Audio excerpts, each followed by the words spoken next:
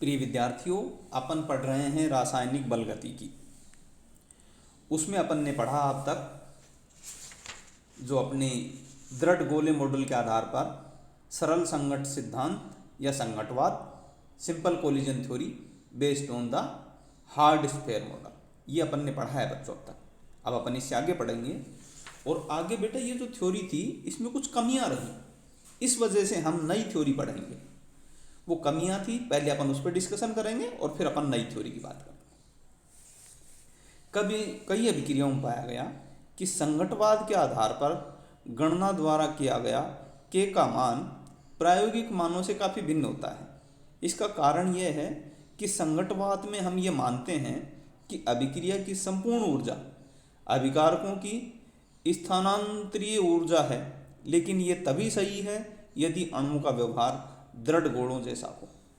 H2I2 जैसे सरल अणु तो इस व्यवहार पर सही मिलते हैं बच्चों, लेकिन जटिल अणुओं की स्थानांतरणीय ऊर्जा के साथ साथ कंपन एवं घूर्णन ऊर्जा भी होती है।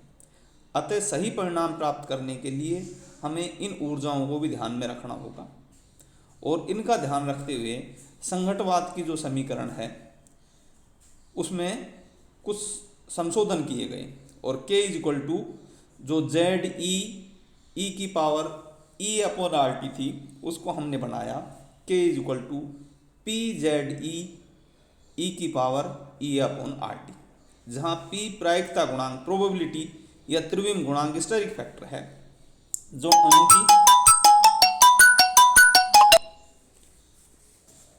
अणु की त्रिविम ज्यामिति या उसकी सक्रियण की एंट्रोपी से संबंधित होता है।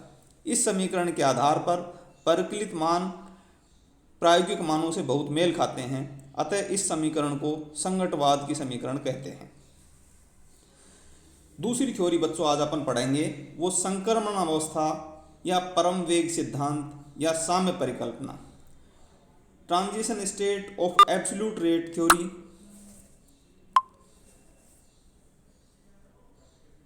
और इक्विलिब्रियम हाइपोथेसिस, इसको पढ़ेंगे बच्चों।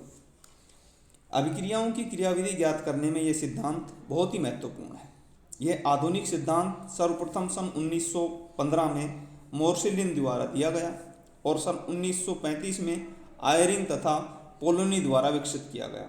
इस सिद्धांत के जो मूल पोस्टुलेट्स हैं वो हैं बच्चों, क्रियाकारक अणुओं को उत्पाद में परिवर्तित होने से पहले एक सक्रियत संकुल बनाना आवश्यक है।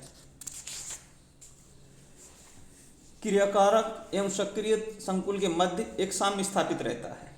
जब क्रियाकारी अणु परस्पर उपयुक्त दिशा में टकराते हैं या सक्रियत संकुल के निर्माण की संभावना बनती है। सक्रियत संकुल में परमाणुओं के मध्य दूरी अधिक होती है और उनमें दुर्बल बंध रहते हैं। वस्तुतः किसी भी रासायनिक अभिक्रिया में कम से कम एक बंध टूटता है और एक नया बंध बनता है बच्चों।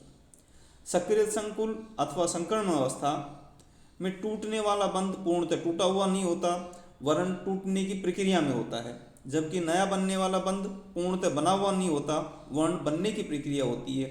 अतः दोनों ही बंध दुर्बल अवस्था में होते हैं। यहाँ ये बात बहुत अच्छे से समझ लो बच्चों कि जो ट्रांजिशन फेज होती है अपने, उसके अंदर क्या हो रहता है, जो बॉन्ड टूट रहा होता है वो लूज हो के टूटने के कगार पे चला जाता है और जो बन रहा होता है वो अपना फॉर्मेशन का काम शुरू कर देता है। तो इस स्थिति में दोनों ही बॉन्ड पार्शियली बने हुए रहते हैं। आंशिक रूप से टूटने वाला भी बंध जुड़ा हुआ रहता है और जो बनने वाला बंध है उसकी फॉर्मेशन भी शुरू हो जाती है और ये बहुत ही उच्च ऊर्जा अवस्था होती है बच्चों। सक्रियत संकुल की ऊर्जा उच्चतम होती है, अर्थात यही वह ऊर्जा अवरोध होती है जिसे पार करके कोई क्रियाकारक उत्पाद में परिवर्तित होता है। जैसे हाइड्रोजन से HCl बनना, हाइड्रोजन की जब क्लोरीन से रिएक्शन कराएंगे तो HCl और हाइड्रोजन बनेगा। H2NO3 परमाणु उपयुक्त अवस्था में एक दूसरे के निकट आएंगे और HCl बन जाएगा। HH बंध दुर्बल होने लगेंगे और H एक दूसरे से दूर होने जाने, H व Cl के मध्य दूरी कम होने लगेगी और वो बंध बनना शुरू होगा बच्चों। इस प्रकार उच्चतम ऊर्जा वाला एक सक्रिय संकुल बनता है जिसकी ऊर्जा उच्चतम होती है।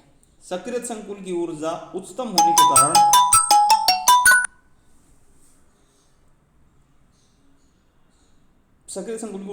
होने के कारण बच्चों उसकी आयु अत्यंत कम होती है। अतः सक्रिय बनते ही HH बंध टूट जाता है और HCl के मध्य बंध बन जाता है।